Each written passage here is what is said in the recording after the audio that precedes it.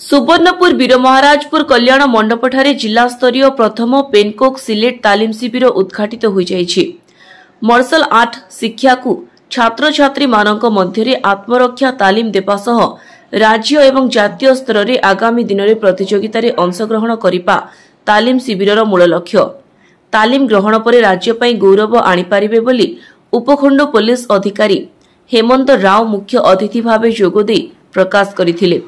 वीरमहाराजपुर अतिरिक्त गोष्ठी उन्नयन अधिकारी पुरुषोत्तम धारुआ, शिक्षाविद गिरिजा शंकर पंडा जोग देइथिबा बेले संघर सभापति नीलांबर होता, संपादक कृतिपा सतपति, उपसभापति त्रिनाथ साहू, कोषाध्यक्ष चिन्मय साहू, दुर्योधन मेहेर प्रमुख आयोजन करथिले। गुरु प्रेम सिंह थप्पा प्रशिक्षण प्रदान करथिले। 2 दिन धरी चलिथिबा प्रशिक्षण शिविर रे 30 रु ऊर्ध्व छात्र छात्री प्रशिक्षण नेथिले।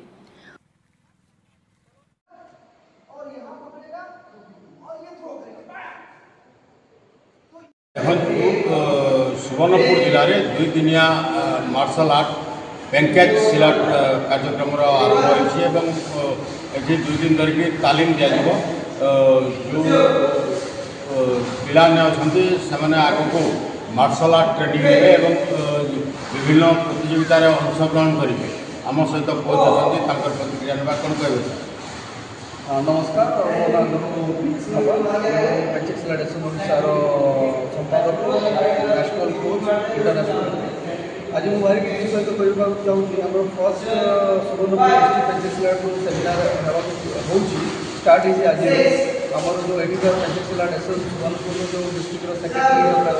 प्रेसिडेंट जो बहुत सुंदर कार्यक्रम ये अर्गानाइज करमर ये मतलब 50 जन छुआ ये ट्रेनिंग कर बहुत खुशी कथा ये जिले में प्रथम थर पर आम Pencak Silat martial art training कैंपटा हो बहुत आशा रखुच्छी कि ये ट्रेनिंग कैंप पिला भल कि पेनकेक सिलेट सब कला विद्या को शिखिकी तार ट्रेनिंग को भल ट्रेनिंग करके आगामी दिन में जो आम पेनकेक सिलेट जो राज्य स्तरीय कंपिटिशन होगा जाऊँगी झारसुगुड़ा से भाग देकी आम सुवर्णपुर जिलार ना को आगे बढ़े। आशा रखुच्छी ये जिलार पिलाने आगामी दिन में जो आम नेशनल कंपिटिशन में भी पार्टिसिपेट पाइपर पूरा चेष्टा करूँ कहीं यही जिलार पिला देखिए आज जो ट्रेनिंगटा नौची पाइली बहुत ही नॉलेजफुल और टैलेंटेड पिला एम स्कोप दरकार आड़ू मुझे कहना चाहिए मुझे चेष्टा कर पिलाने के आग समय आमर राज्य स्तरीय आमर जातीय स्तर में मेडल आणिकी आमर सुवर्णपुर डिस्ट्रिक्ट को गर्वित करी। देखो आम गणर अच्छा अर्गानाइजर अच्छा कृतिपा सतपति भाई से अतीत में बहुत उद्यम एवं से अनवरत भाव में भाव सुवर्णपुर जिलार जो ट्रेनर मैंने राज्य में राज्य बाहर प्रतित्व हासिल कर मेडल आने चेष्टा कर प्रतिक्रिया ना ये मार्शल आर्ट सहित बक्सिंग से करती कौन कहे। तो प्रथम कर ये पेनकेक अवदान आशीर्वाद आज सुवर्णपुर जिला के पेनकेक सिलेट मार्शल आर्ट बना तो ये गोटे एंता गेम आई से गेम आम पिला भविष्य बन पार्मा नेशनल इंटरनेशनल छुआ मैंने खेली जाइए कैश आवार्ड अन्य जिन बहुत भी होते सर्टिफिकेट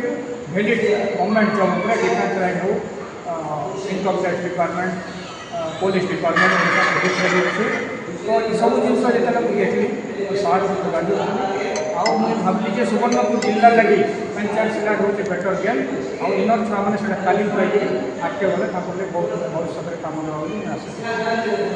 सभापति अच्छा जहाँ प्रत्येक तत्वावधान कार्यक्रम चालू रही आम गणर अच्छा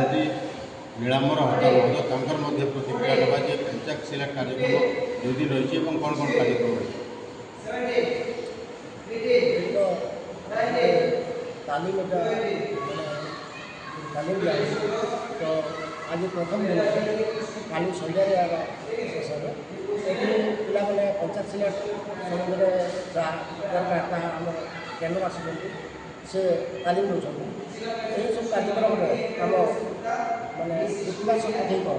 संपूर्ण सिआर आज को 4 वर्ष है 4-5 वर्ष है से आज फ्री ऑफ कॉस्ट समस्त तालीम रोचे आज यार गोटे समिति आम करें तार तालीम छात्री ग्रहण करती मौसुमी रानी सिंह तांकर मध्य प्रतिक्रिया देवा